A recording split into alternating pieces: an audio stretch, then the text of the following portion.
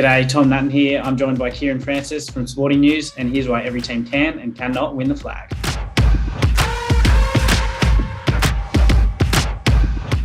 Essendon can win the flag because they've actually lost 6 games by under 13 points this year, which has shown how good a team they could be. They could actually be knocking the door of the top 4 with a bit more luck. They've got a Dustin Martin type figure in Jake Stringer in their midfield and in their attack, able to swing matches. Dylan Shiel and Andrew McGrath have just come back into the midfield and have strengthened it quite significantly. And on their day, they can beat any team. Essendon can't win the flag because they've only beaten one top 8 side all year. Can a young and experienced team, in search of their first finals win since 2004, string together 4 wins in a row? Not for me. GWS can win the flag because of their top end. The likes of Haynes, Whitfield, Kelly and Green are good enough to match it with anyone. That list could have started and finished with Green. As long as he's fitting on the park, you can never write them off. Absolute nightmare matchup and the type of player who can hype his team to a finals win. The Giants can't win the flag because, even though they've got one of the most exciting lists in the competition, flags are built on defence and their defence is just simply too inexperienced. Whilst it is led by Nick Haynes, Sam Taylor, who will be a future All-Australian, Connor Idun and Jake Steen have all played less than 75 games combined. And they might win their first final, but as a collective, it'll be too difficult for them to win the Premiership this season. Sydney can win the flag because of the X factor in their forward line. You've got 3 absolute brilliant forwards. You've got Buddy, who's the tall X factor type player, Will Hayward, who's the in-between player who can take marks and excel at ground level, and Tom Papley, as we know, is the little guy buzzing around kicking goals. You add that forward line quality into the general sturdiness of the Sydney team, the midfield and the defence.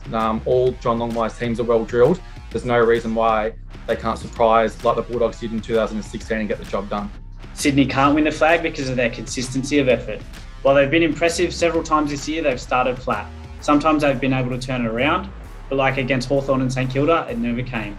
They won't get away with those lapses in finals, and with such an experienced side, you wouldn't bet against it happening again. The Dogs can win the flag because of Bontempelli, McRae, Libba, Dunkley, Hunter and Daniel. All those blokes have been there before and they're better players now than they were in 2016.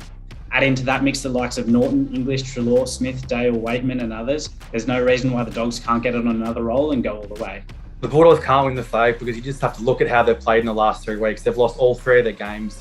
They've struggled a lot. Since Josh Bruce has come out of the team, their forward lines lacked fluency.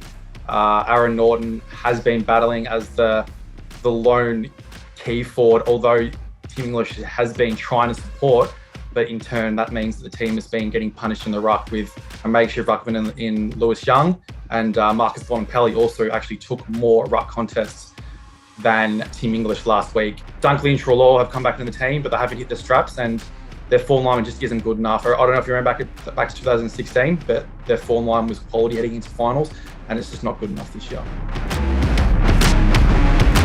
Brisbane can win the flag because it actually looked for a while that they couldn't when Eric Hipwood went out injured. Similar to how the Dogs have struggled without Josh Bruce, it took Brisbane quite a amount of time to sort out how their forward line would function. But Joe Danaher has stepped up to become the big banana, and Daniel McStay has also significantly lifted his output to become the second tall and is chipping in with goals. Lachie Neale has really started to hit the straps at the right time of the year after having significant injury. And Darcy Gardner, who missed most of the season, is added into the backline mix, which includes Harris Andrews and Marcus Adams. And that back 3 rivals Melbourne's back 3 talls in May, Lever and Petty as the best in the comp. And that's why Brisbane can win. Brisbane can't win the flag because they went 0-3 on the roads to sides that finished in the top 8 this year. That speaks to both a soft draw and an inability to get the job done in difficult circumstances. They got all the favours last year when the competition moved to Brisbane and still fell in the prelim. And I don't think they're a significantly better side this year. Geelong can win the flag because they've added Jeremy Cameron, Isaac Smith and Sean Higgins to a team which was 2 points down at 3/4 time in last year's grand final. Compared to the rest of the contenders, they have an embarrassment of finals experience. Joel Selwood will be playing his 35th final this weekend. Expect the cream to rise in September. Geelong can't win the flag because they're currently struggling at the moment. They've lost 2 of their last 3 games, GWS and Melbourne, and they put in a pretty poor performance against St Kilda, getting the job done late. The game against Melbourne showed just how out of form they are, letting a 44-point lead slip in such an important game. The minor premiership was on the line. There's going to be even more important games than that during the final series, and if the Cats put in any performances anywhere near that, then they are not going to be able to get the job done. Their defence is much vaunted, but it seems to be conceding runs of goals in all 3 of those games recently. And your defence simply needs to be on point to win flags. And they have to play Port Adelaide in a qualifying final, and we all know how good Port are at home.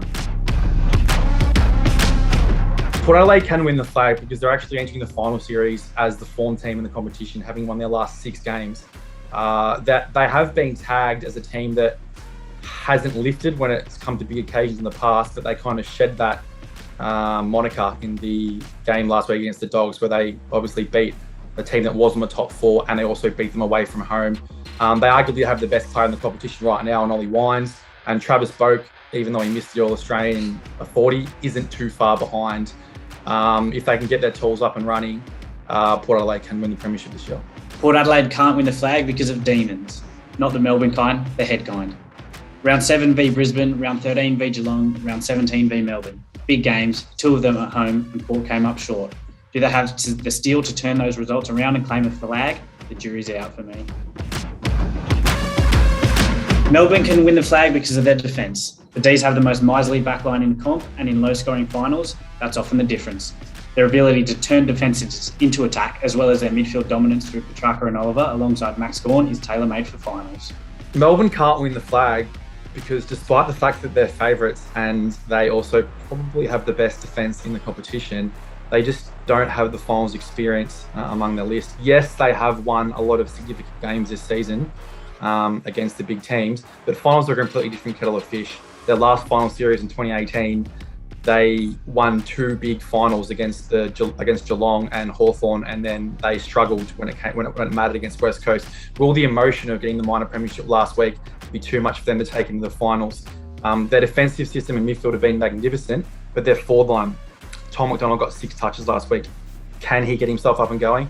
And will Ben Brown be able to contribute? These are the questions that we'll find out over the next 4 weeks.